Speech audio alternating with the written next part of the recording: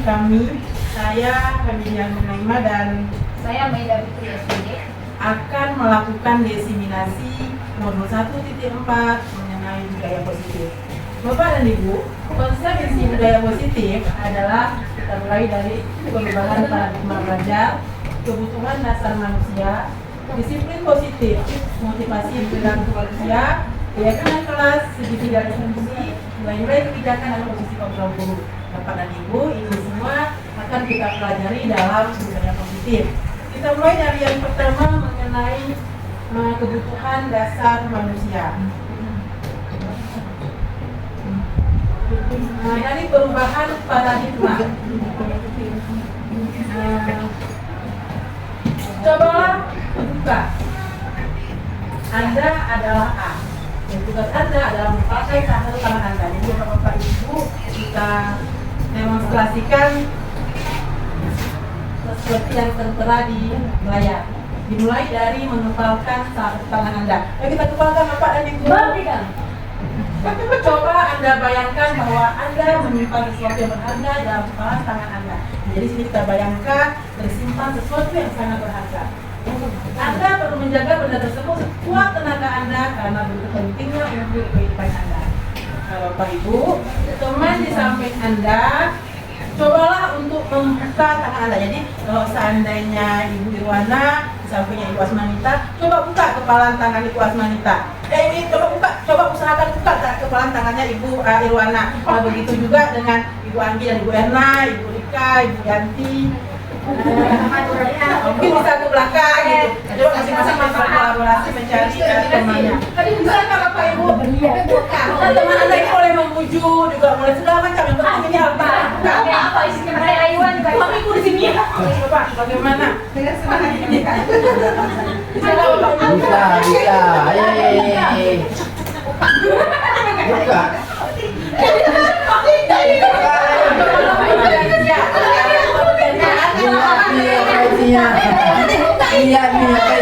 ini kapan? Coba Bapak Ibu kita baca kembali ini. Apakah Anda atau B membuka kepalan tangan Anda? Mengapa? Apa alasan Anda atau B membuka kepalan tangan Anda? Nah, kalau menurut Bapak Ibu ini bagaimana? Apa alasan kita untuk membuka kepalan tangan kawan kita? Penasaran. Rasa ingin tahu ya. Rasa ingin tahu. Nah, apakah Anda atau B menutup kepalan tangan Anda? Mengapa Anda atau kawan tadi menutup kepalan tangan Anda? Kenapa kita nggak mau buka? Karena banyak berlian. Barang berharga, karena ada barang berharga atau berlian atau sesuatu di dalam tangan kita ini. Nah, kemudian di dalam kegiatan ini sesungguhnya siapa yang memegang kendali atau kontrol untuk membuka atau menutup kepalan tangan ini? Siapa yang bisa membuka atau menutupnya? Diri kita sendiri. Jadi walaupun teman kita berusaha membuka kepalan tangan kita ini, kalau dari diri kita tidak mau untuk membukanya, tidak akan bisa. Jadi kita coba kan, walaupun kita rayu, walaupun kita marah-marah, kalau memang yang kepal tangan tadi tidak mau membukanya, tangan ini tidak akan bisa terbuka. Nah, itu dia. Nah, jadi di sini ada teori kontrol Bapak dan Ibu yang berisikan tidak ada satupun yang mampu mengendalikan orang lain selain dirinya sendiri dan Tuhannya. Oleh karenanya, guru tidak bisa memaksakan kehendaknya pada murid. Yang ada adalah mengajak murid bersama-sama untuk menggapai tujuannya. Nah, di paragraf pertama tadi ini kita sudah mengimplementasikannya dalam hal mengepal tangan tadi. Tapi walau bagaimanapun usaha kita untuk membuka kepala tangan tadi tidak bisa kalau yang punya tangan tadi tidak mau membukanya sendiri. Nah, begitu juga dengan murid. Bagaimanapun kita memaksanya untuk bisa belajar atau untuk berusaha, dia tidak akan mau. Tapi apa juga lakukan? Mengajak murid bersama-sama. Jadi kita tidak menuntut anak di sini, tapi bersama-sama kita menuntut anak agar mereka mau berubah dalam yang lebih. Nah, memaksa murid menjadi seperti kita adalah hal yang tidak bijak. Jadi biarkan anak itu berkembang sesuai dengan kodratnya. Cara yang paling baik yaitu dengan mengajak mereka melihat kembali tujuan dari belajar itu apa. Setelah menyadari hal tersebut, siswa dengan sendirinya akan timbul tanggung jawab untuk membuktikan kebolehan mereka. Kemudian selanjutnya kita masuk dengan pembelajaran dengan paradigma baru. Pembelajaran dengan paradigma baru ini merupakan pembelajaran yang dirancang berdasarkan prinsip pembelajaran dan diferensiasi. sehingga peserta didik belajar sesuai kebutuhannya berdasarkan tahap perkembangan sesuai teori psikologi modern untuk mewujudkan profil pelajar Pancasila. Jadi di sini yang dimaksudkan dengan paradigma baru adalah pembelajaran yang berdiferensiasi. Jadi Bapak dan Ibu, kita ketahui anak-anak kita itu memiliki bakat dan minatnya masing-masing. Jadi tidak bisa kita paksakan, masing-masing sesuai dengan kodratnya. Jadi berdiferensiasi di sini adalah pembelajaran itu dilakukan dengan bakat dan minat. Dari mana kita tahu bakat dan minatnya? Dari asesmen awal yang kita lakukan di awal tahap pembelajaran. Kemudian lagi, Bapak dan Ibu, ada disiplin positif. Nah, bagaimana disiplin positif itu? Disiplin yang mengacu pada diri sendiri yang memiliki tanggung jawab terhadap apa yang dilakukannya berdasarkan nilai-nilai yang diyakininya. Disiplin positif bertujuan untuk menumbuhkan kesadaran serta memberdayakan peserta didik tanpa imbalan penghargaan, ancaman atau hukuman. Jadi anak-anak kita ini peserta didik sadar dengan kesadarannya sendiri, ikhlas melakukan disiplin yang telah ditetapkan oleh keyakinan-keyakinan kelas di sekolah. Lanjut. Sebagai pendidik, tujuan kita adalah menciptakan peserta didik yang memiliki disiplin hingga mereka berperilaku mengacu pada nilai-nilai kebaikan universal dan memiliki motivasi intrinsik dalam perilaku ke arah yang lebih baik. Nilai-nilai kebajikan universal meliputi hal-hal seperti keadilan, tanggung jawab, kejujuran, bersyukur, tulus hati, berprinsip, integritas, kasih sayang, rajin, komitmen, percaya diri, kesabaran, dan masih banyak hal-hal lain yang menunjang pada nilai-nilai kebajikan. Bapak dan Ibu, selanjutnya ada 5 kebutuhan dasar manusia. Nah, apa itu kebutuhan dasar manusia? Kebutuhan dasar manusia adalah segala sesuatu yang kita lakukan untuk mendapatkan apa yang kita inginkan. Yang terdiri dari kebutuhan bertahan hidup. Nah, ini adalah kebutuhan yang pertama, kebutuhan dasar manusia. Terus yang kedua ada rasa kasih sayang dan rasa diterima. Ini juga kebutuhan dasar manusia. Kemudian ada penguasaan, kebebasan dan kesenangan. Nah, selanjutnya ada motivasi perilaku manusia. Terdiri dari 2, yaitu motivasi ekstrinsik dan intrinsik. Motivasi ekstrinsik yaitu untuk menghindari ketidaknyamanan atau hukuman dan untuk mendapatkan imbalan atau penghargaan dari orang lain. Nah, ini ekstrinsik. Kemudian kalau intrinsik yaitu untuk menjadi orang yang mereka inginkan dan menghargai diri sendiri dengan nilai-nilai yang mereka percaya. Oke, selanjutnya di sini Bapak dan Ibu ada 3 hal yang berbeda konsep, mulai dari hukuman, konsekuensi dan restitusi. Kalau hukuman itu tidak terencana, tiba-tiba, dan terus selanjutnya murid tidak tahu apa yang akan terjadi atau yang tidak dilibatkan, bersifat satu arah dan berupa hukuman fisik atau psikis.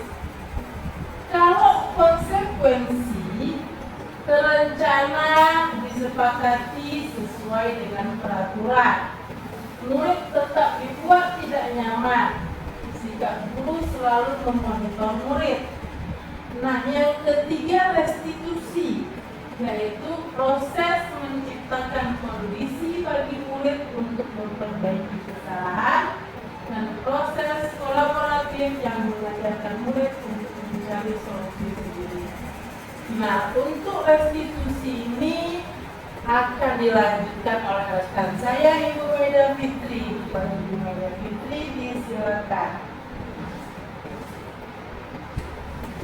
Oke, sebelum kita lanjut dengan restitusi tadi, kita kembali mengingat bahwa ada 5 posisi kontrol kita sebagai juri. Yang pertama yaitu sebagai penghukum. Yang kedua, pembuat rasa bersalah. Yang ketiga, sebagai teman. Yang keempat, memantau. Yang kelima, manajer. Apakah Bapak Ibu di sini mungkin kita seperti tadi pagi kita melihat ada contoh siswa kita terlambat atau ada seorang guru rekan kita yang kasih beliau misalnya untuk keliling lapangan 5 kali karena dia terlambat datang tadi pagi. Itu menurut Bapak Ibu apakah sebagai penghukum atau sebagai konsekuensi? Konsekuensi. Ada yang menjawab penghukum. Nah, dari contoh yang tadi pagi itu adalah sebagai guru tersebut terlambat sebagai penghukum. Sedikit ya. Kemudian pembuat rasa bersalah.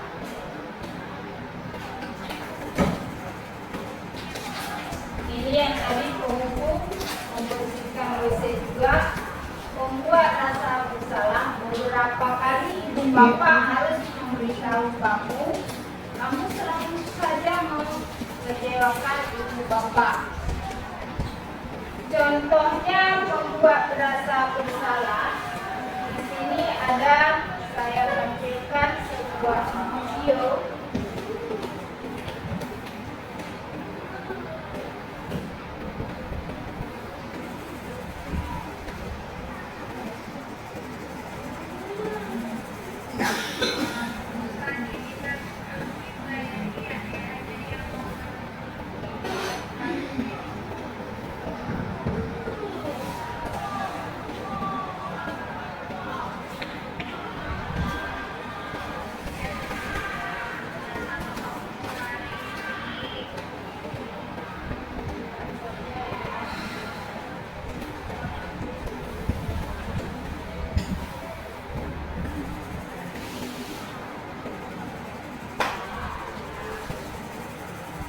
Ini adalah salah satu contoh penyelesaiannya dengan segitiga retribusi salinian.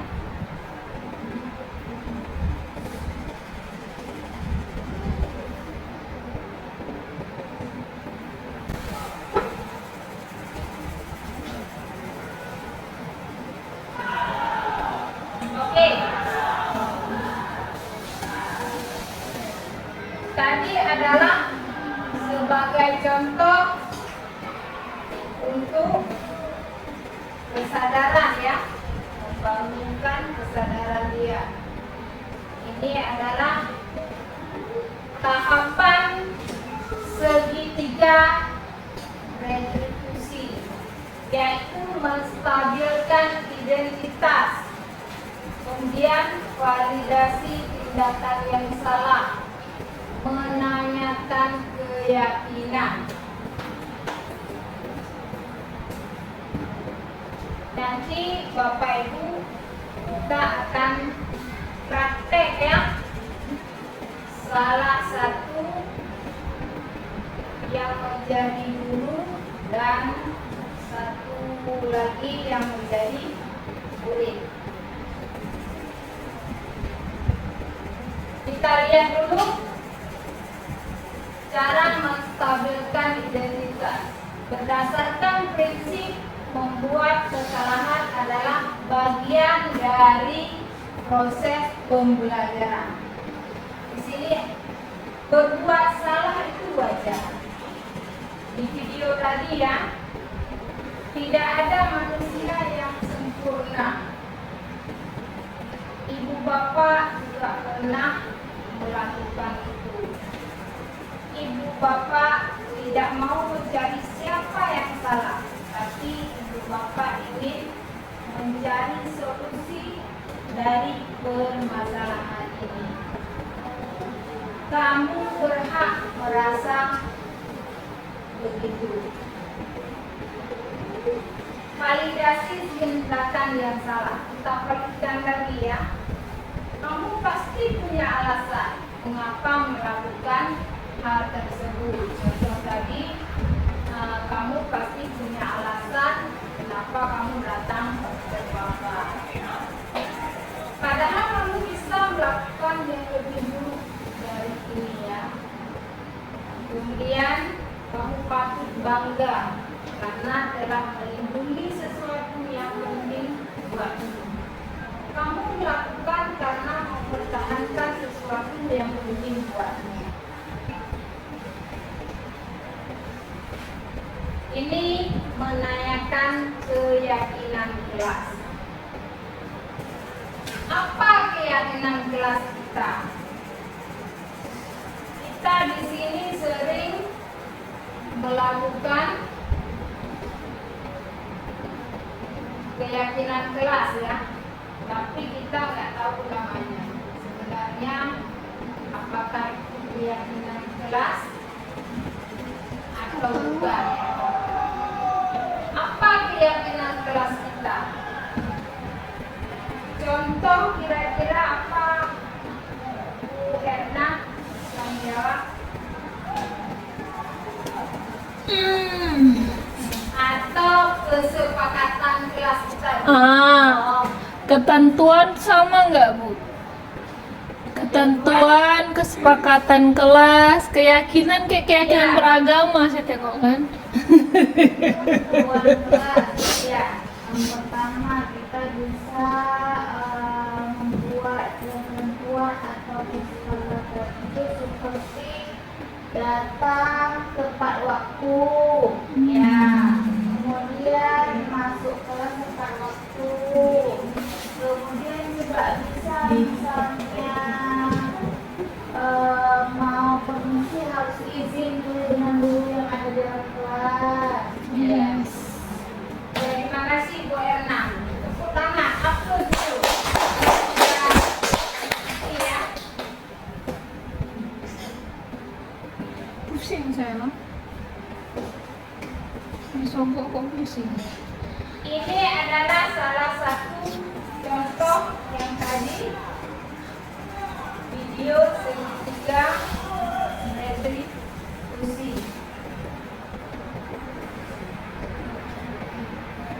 Posisi kontrol apakah dalam yang ada dalam video tersebut?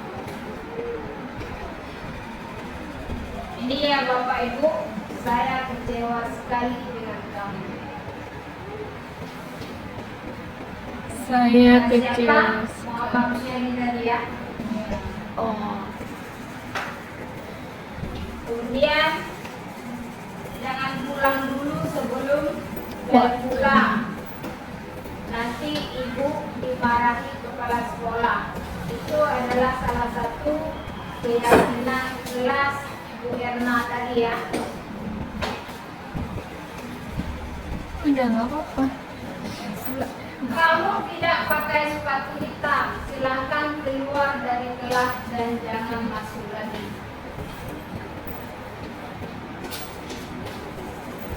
Sepakat Kemudian, juga ya. posisi kontrol apakah ini kamu tidak membawa baju olahraga, maka kamu tidak boleh ikut ke lapangan.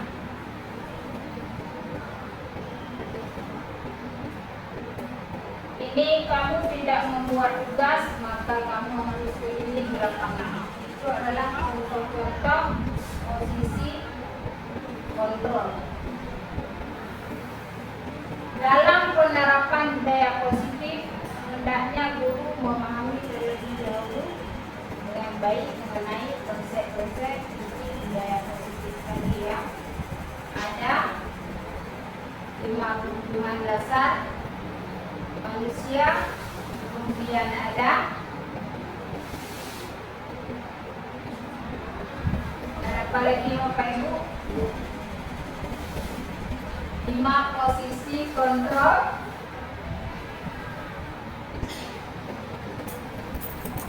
Satu lagi ada keyakinan jelas, ada diskusi ya. Sekarang saya mau Bapak Ibu menuliskan keyakinan kelas dan kesepakatan kelas. Silakan Bapak Ibu ambil posisinya.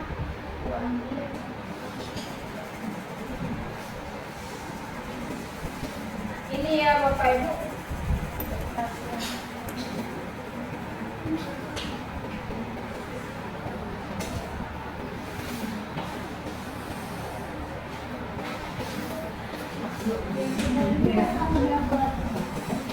Keyakinan sama ketentuan kesepakatan sama nggak sih? Beda. Peraturan itu kesepakatan. Kesepakatan kelas beda. Contohnya Bapak Ibu, kalau keyakinan, ini keyakinan ya. Contoh, saya setiap pergi naik kendaraan bermotor itu saya selalu pakai helm. Bukan karena aturannya, tetapi karena keselamatan saya. Itu keyakinan. Karena memang sudah yakin untuk keselamatannya. Nah, kalau misalnya di ruang kelas, siswa selalu piket tepat waktu. Itu juga keyakinan. Tanpa aturan juga dia akan membersihkan kelas. Itu. Pertama, untuk membuat keyakinan kelas, kita harus dulu membuat kesepakatan kelas.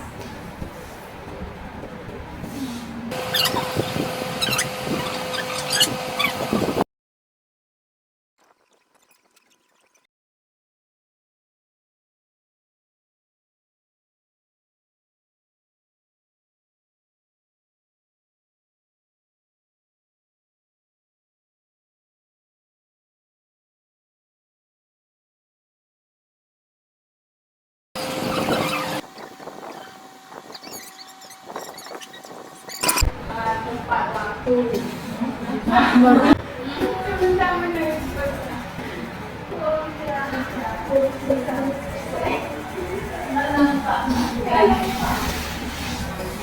Apa ini? Sangat pembelajaran. Kata lain. Jangan sih tenang. Kondusif. Suara Kondusif. Berarti suasana kelas ya. Kondusif. menciptakan suasana kelas yang kondusif. Bisa.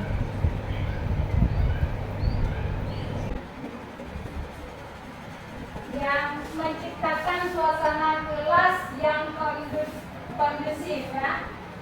Ini termasuk kemana? Apakah disiplin, kebersihan kelas, atau apa lagi?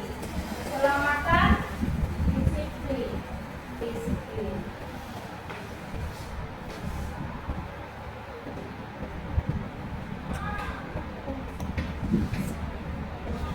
Kemudian ada lagi tadi, tidak mencoret meja dan kursi.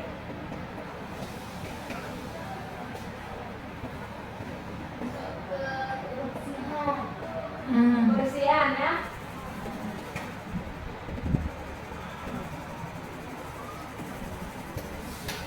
Tidak mencoret meja dan kursi.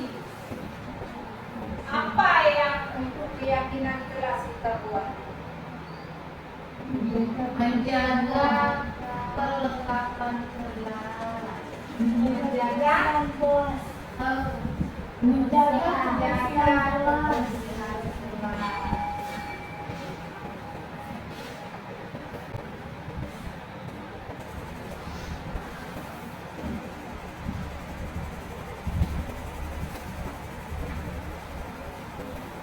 Kemudian tidak mengganggu teman.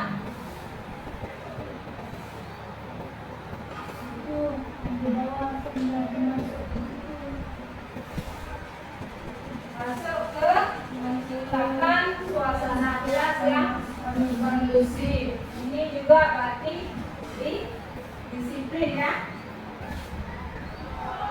Kemudian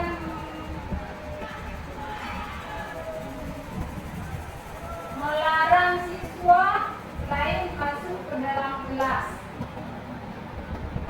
Berarti disiplin juga. Berarti menciptakan suasana kelas yang kondusif. Kita masuk sini ya.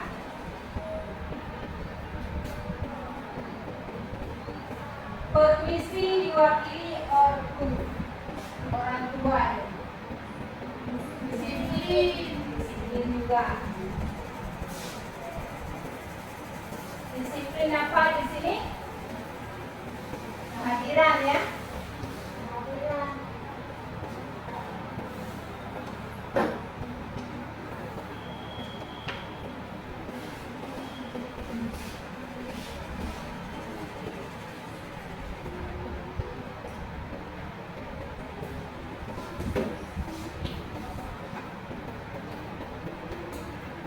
Hadir tepat waktu.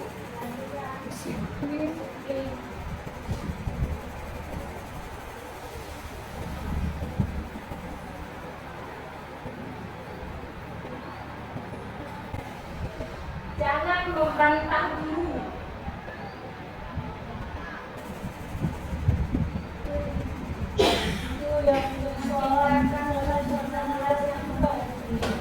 Menciptakan suasana kelas yang kondusif ya.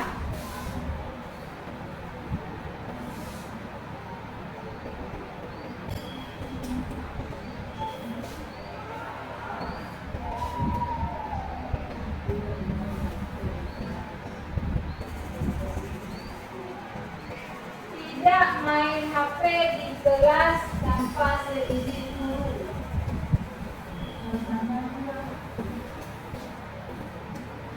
Disiplin juga kan? Apa kita buat keyakinan kelasnya, kata-katanya tidak main HP di kelas tanpa seizin guru. Menjaga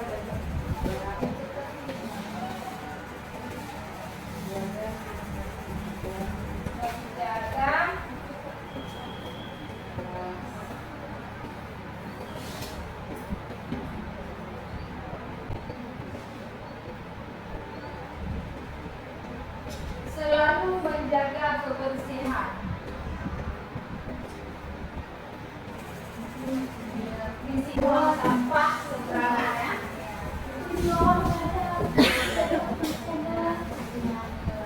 Ini termasuk sini ya, menjaga kebersihan kelas. Termasuk juga di sini ada kesepakatan 23 ya.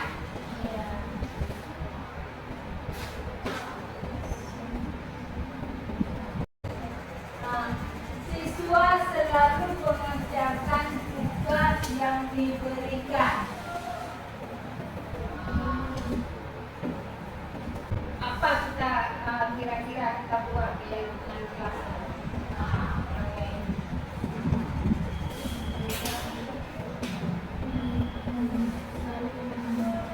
Siswa selalu membuat tugas. Ya, termasuk ke dalam disiplin. Tapi apa kata-katanya kita buat? Ya, dengan kelasnya belajar. Belajar ya? Bertanggung jawab. Bertanggung jawab.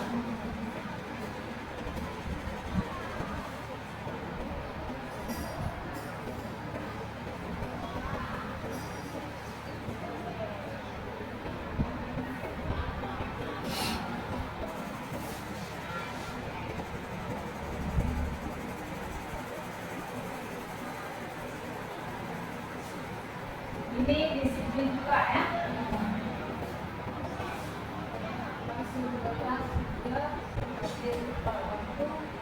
Guru selalu mengabsen siswa sebelum BBM. Disiplin ya. Dia tepat waktu. Ini udah hadir ya. Tadi kehadirannya ya. Kehadiran kelasnya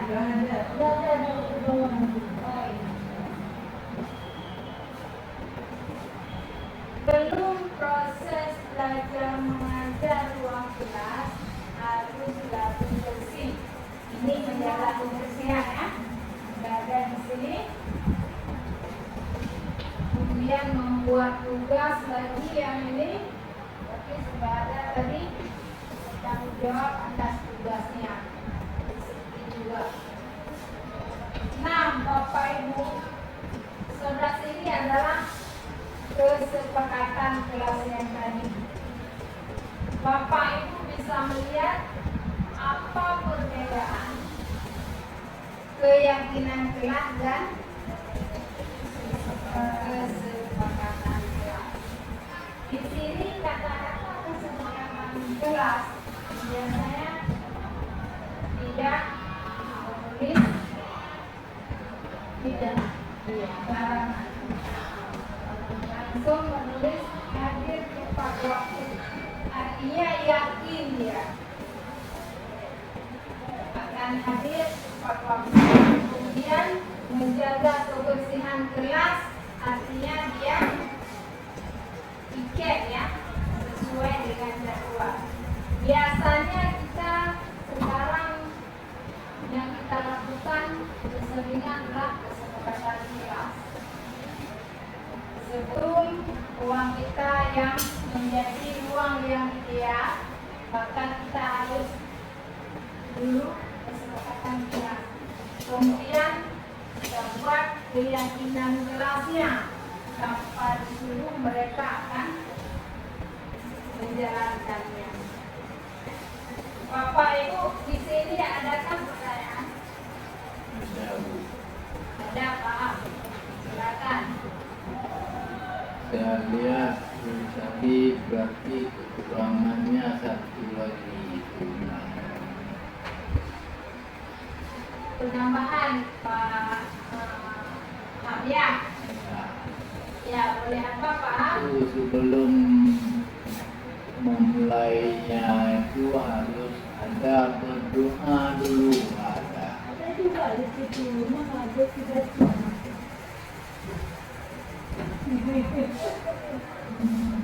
Oh yang tadi ya. Baca doa di situ. Bacanya membaca. Apa Pak?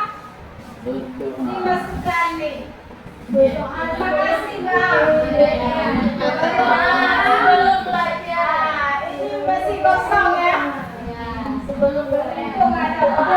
ada yang tulis di situ. Dia melengkapi sebelum. Iya. Ini ada kosong satu. Berarti yang paling atas adalah Berdoa sebelum PBM.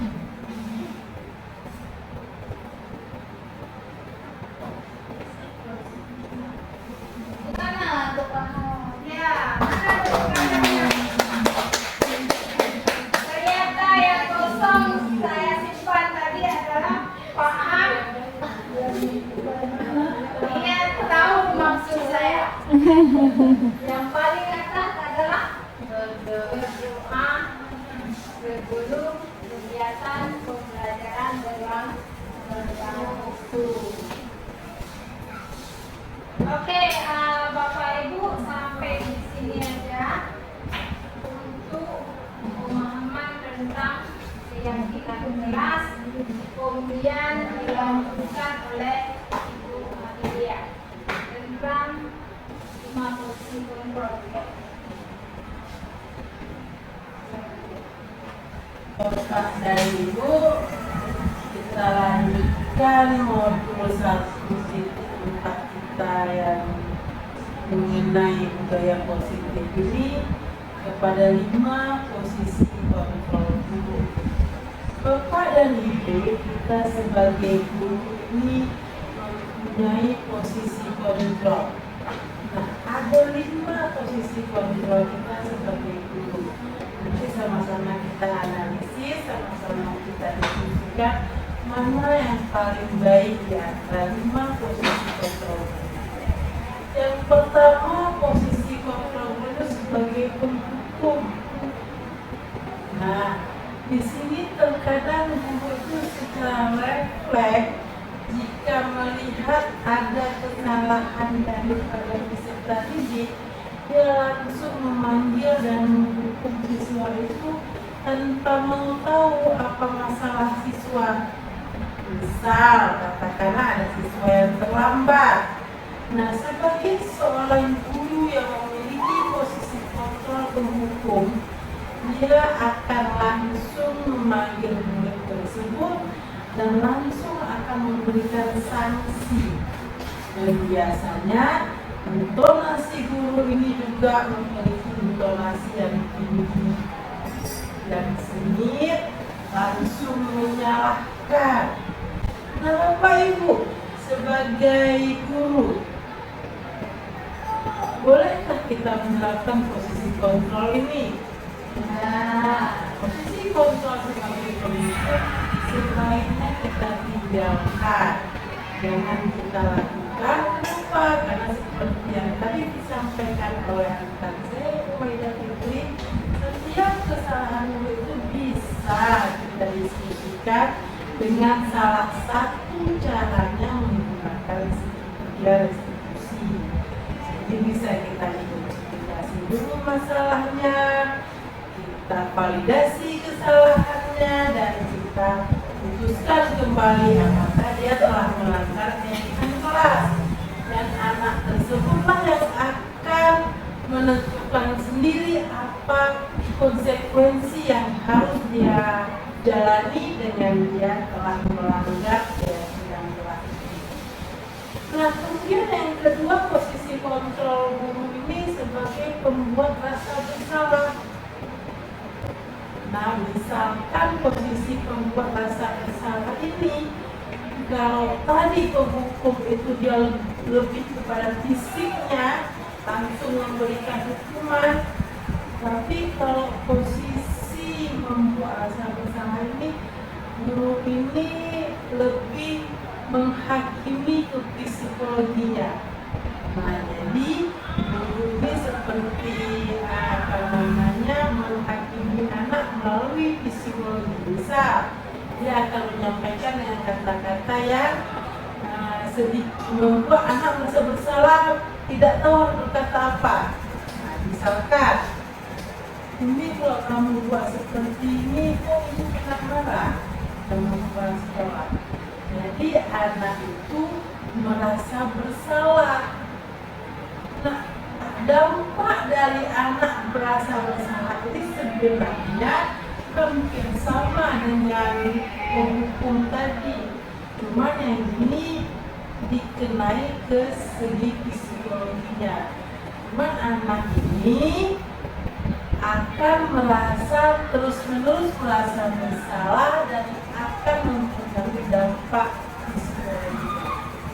Nah, Bapak dan Ibu,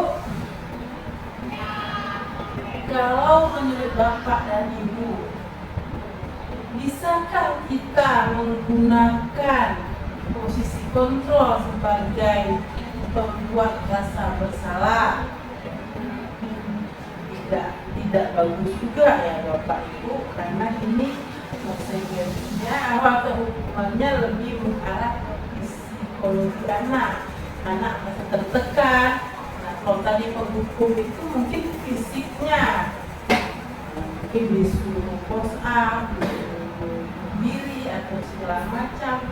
Tapi kalau pembuat rasa bersalah ini faktor psikologinya anak akan tertekan dengan hal-hal yang kita lakukan. Kemudian ada juga posisi kontrol diri sebagai teman. Nah, ada kalimatnya misalkan, ayo dong ikuti aturan sekolah, tolong bantu ibu ya. Udah, tidak apa-apa, lain-lain jangan seperti ini lagi ya. Nah, kita lakukan, kita rangkul anak-anak itu seperti teman kita. Ada sisi baiknya, tapi juga sisi tidak baiknya ada. Di mana sisi tidak baiknya, anak-anak itu akan tergantung sama kita aja sendiri. Sama kita mungkin dia akan nurut, akan patuh, tapi tidak juga berlaku pada tubuh yang lain. Jadi kalau kita memposisikan diri kita sebagai teman kepada anak-anak kita, mereka akan bergantung sama kita. Jadi dia merasa kita itu sebagai temannya. Jadi di sini ada hal baiknya, ada hal tidak baiknya juga. Apabila kita memposisikan diri kita sebagai teman kepada anak-anak kita. Kemudian yang keempat sebagai pemantau. Nah, ini mungkin dengan kalimat kamu sudah melanggar peraturan sekolah, kamu tahu konsekuensinya. Kemudian lagi kembali ke rumah, gunakan seragam sekolah yang lengkap dan jangan diulangi lagi. Jadi pada posisi pemantau ini kita sebagai guru melihat posisi kekurangan anak atau pelanggaran keyakinan kelas yang dilakukan anak. Nah, kita panggil dia dan kita kasih tahu permasalahannya apa. Jadi kita pantau segala tingkah laku anak yang tidak sesuai dengan keyakinan kelas yang dilakukannya. Ini ada satu lagi posisi guru sebagai manajer. Nah, ini kalimat yang kita gunakan jika kita berada pada posisi ini adalah, apakah kamu tahu kesalahanmu? Kira-kira bagaimana kamu memperbaiki kesalahanmu? Nah, jadi pada posisi manajer, seorang guru jika melihat anak melanggar keyakinan kelas, dia tidak langsung menghakiminya, tapi dia akan tanya sama anak. Anak yang akan menjawab sendiri apa kesalahan atau keyakinan kelas yang telah dilanggar. Jadi cara guru bertanya di sini membuat si anak tidak merasa tertekan. Dia akan dengan sadar, dengan akan ikhlas menyatakan keterangannya atau keyakinan kelas yang sudah dia langgar. Nah, kita juga sebagai guru dalam posisi manajer tidak memberi hukuman langsung pada anak, tapi biarkan anak itu yang mengambil sendiri konsekuensi yang harus dia lakukan apabila dia telah melanggar keyakinan kelas. Jadi Bapak dan Ibu, walaupun kita sudah melakukan dalam posisi manajer, bukan berarti anak yang melanggar keyakinan kelas itu tidak ada konsekuensi apapun. Nah, ini miskonsepsi yang salah. Jadi walaupun dalam posisi manajer, kesalahan anak tadi tetap harus menerima konsekuensi. Namun bukan kita yang tentukan. Kita membiarkan atau menyerahkan kepada si anak bagaimana caranya agar dia dengan ikhlas mau melakukan konsekuensi apabila dia telah melanggar keyakinan kelas.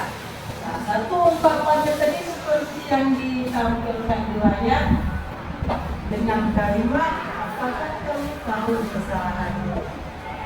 Jadi ini kalimat-kalimat ini mulai dari posisi penghukum, pembuat rasa bersalah, teman, pemantau, ataupun sebagai manajer, di sini mungkin cara tindakan kita, kalimat kita, sikap kita kepada anak yang membedakan di antara tiap-tiap posisi ini.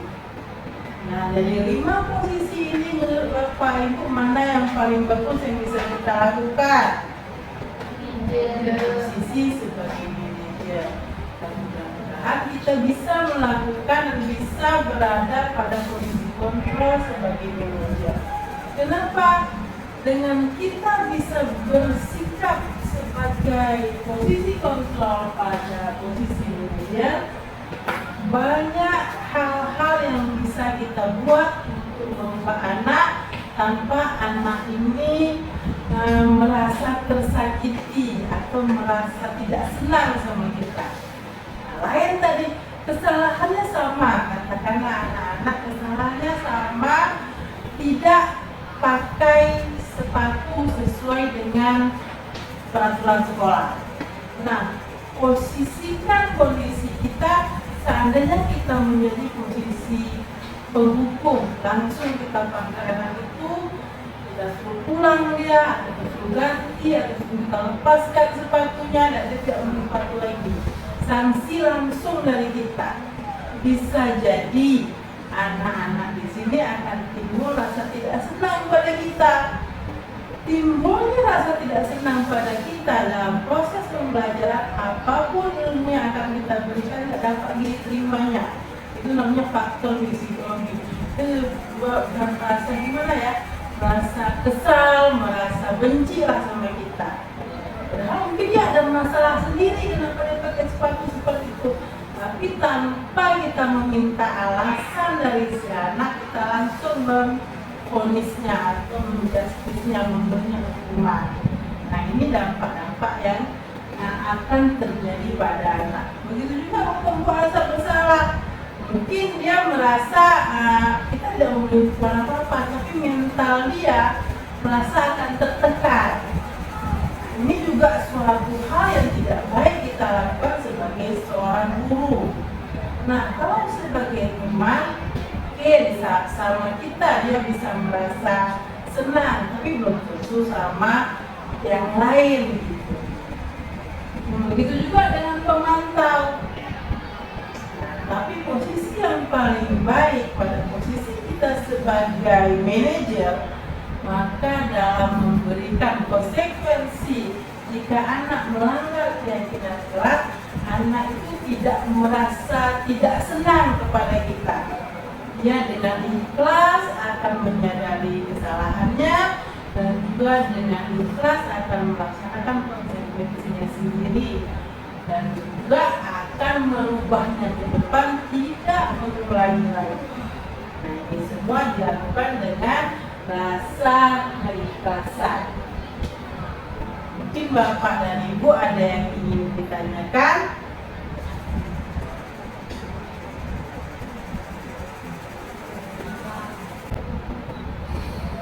Mungkin sudah bisa dimengerti ya. Mudah-mudahan kita bisa bersikap atau berada pada posisi kontrol sebagai manajer.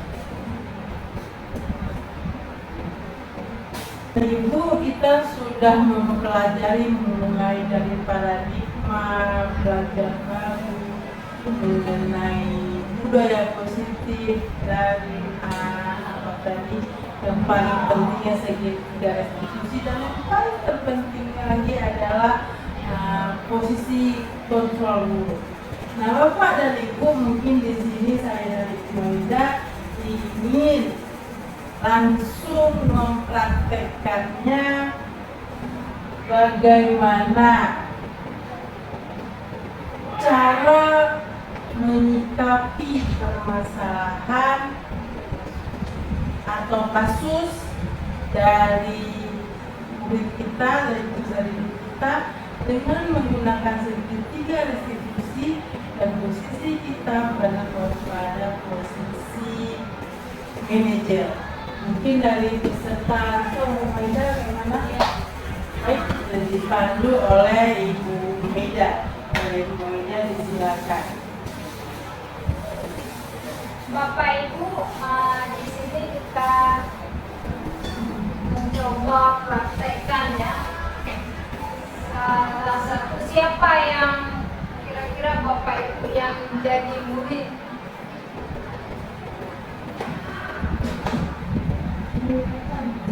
Kasusnya adalah ada seorang siswa kita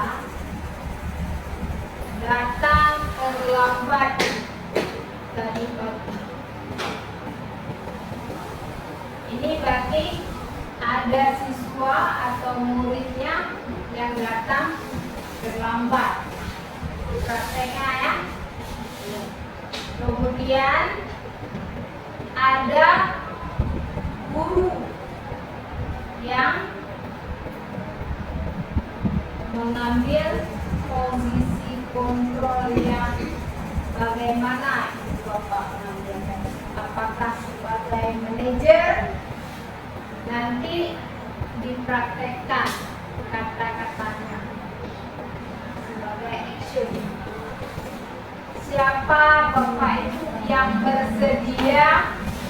Atau ada kasus lain yang Bapak Ibu sendiri temukan di sekolah? Siapa kira-kira yang menjadi murid? Bu Erna yang menjadi guru, Ibu Asmarita. Oke, hafal dulu. Ya.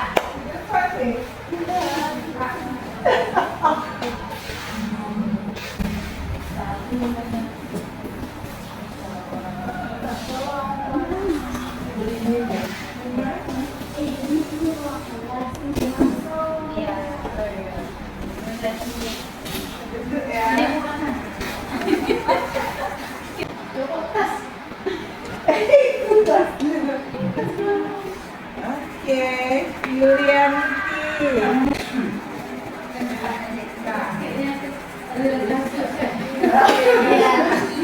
Dari kasus ya. Bagaimana memposisikan? Assalamualaikum. Waalaikumsalam. Sulis, kenapa kamu terlambat? Kamu kira ibu dukun kok, kamu nggak bilang terus ibu tahu. Kasih tahu lah sama ibu dulu, baru ibu tahu kenapa kamu terlambat. Nah, jadi ini sesuai dengan keyakinan kelas yang udah kita buat sebelumnya. Kamu tahu nggak kalau kamu hari ini salah? Apa hukumannya? Tidak. Kamu sudah melanggar keyakinan kelas yang udah kita sepakati.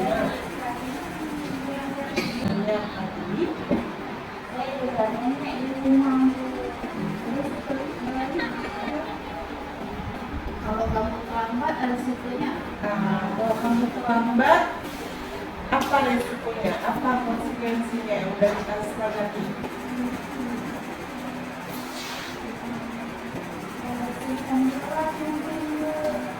Yang lain? Yang milih sendiri. Ya, besok-besok kalau memang jaga nenek, bangunnya lebih cepat supaya kamu kembali tidak terlambat. Kamu kondisikan waktunya, jam berapa kamu harus sampai sekolah, jam berapa kamu batasnya bisa jaga nenek. Oke, besok jangan diulangi lagi ya, Sulis. Mudah-mudahan kamu cepat sembuh, jadi besok kamu nggak terulang lagi. Oke, sudah.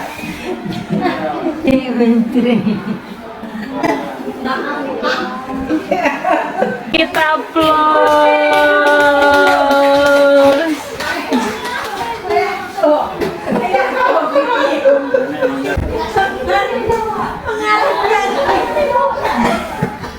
Ada satu lagi.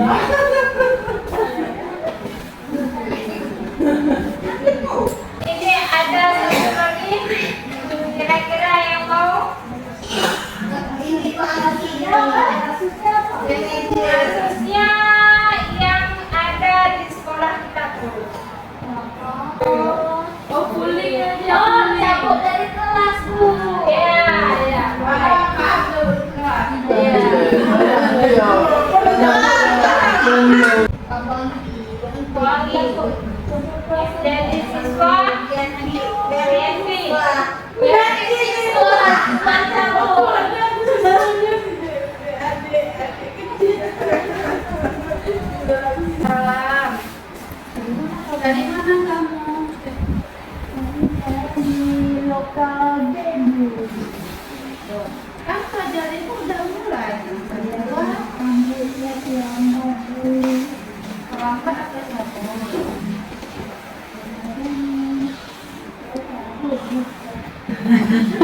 Harus kamu hadir pelajaran ibu. Nah, itu juga kan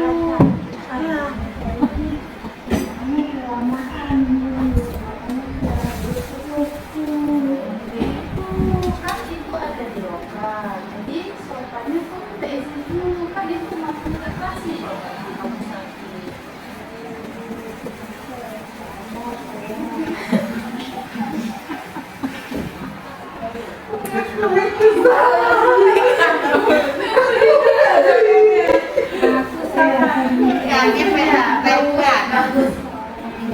Sebesar jangan diulang lagi ya. Kalau kamu cabut, kamu hilangkan.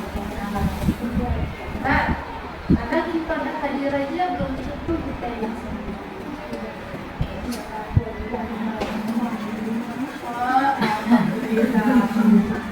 Nah, hari ini kamu melanggar kesepakatan apa nih? Iya, iya. Berarti kamu melanggar aturan yang harusnya datang tepat waktu menjadi pelajaran. Yang lagi ya,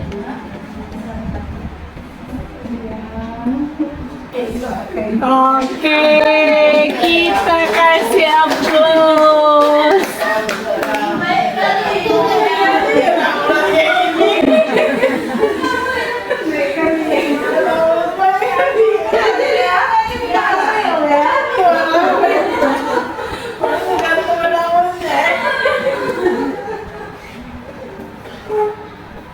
Itulah dua kasus tadi ya. Satu, kita memposisikan kita sebagai guru, sebagai manajer. Yang satu lagi sebagai penghukum ya. Sebenarnya sebagai penghukum itu kita tidak untuk dipakai itu di depannya ya. Untuk ke depannya lebih baik kita memposisikan sebagai manajer. Ada lagi pertanyaan sebelum kami mengakhiri?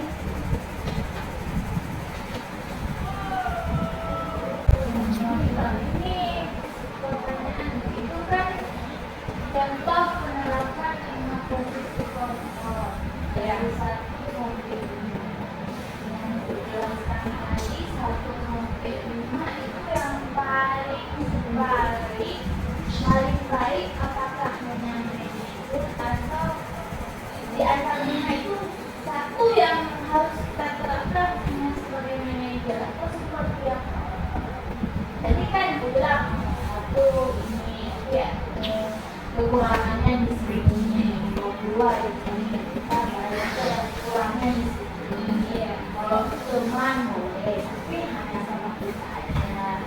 Terus tadi yang harus kita terapkan paling baik itu dengan posisi sebagai manajer atau seperti apa? Baik, Bapak dan Ibu, saya akan coba menanggapi pertanyaan dari kita. Apakah posisi yang paling baik sebagai manajer? Posisi yang paling baik adalah posisi kita sebagai manajer. Tapi terkadang kita lepas kontrol, lepas kendali. Nah ini, jadi bagaimana cara kita berusaha tetap kita mempertahankan posisi kita di posisi sebagai manajer. Jadi biarkan anak-anak itu lihat dari sendiri dan menyadari ada kesalahannya. Jadi ini trik, strategi dan cara kita bagaimana kita tetap selalu bisa mempertahankan diri kita pada posisi manajer. Jalur dua pola absenan play na dua pola. Bapak dan Ibu, kalau memang tidak ada pertanyaan lain lagi atau mungkin ada dari Ibu Tuti, baik. Kalau memang tidak ada lagi pertanyaan lain, kami akhiri destinasi kami pada nomor 4 budaya positif. Saya Anggia Gomema SPD dan rekan saya mohon diri. Kami akhiri dengan Assalamualaikum warahmatullahi wabarakatuh. Waalaikumsalam.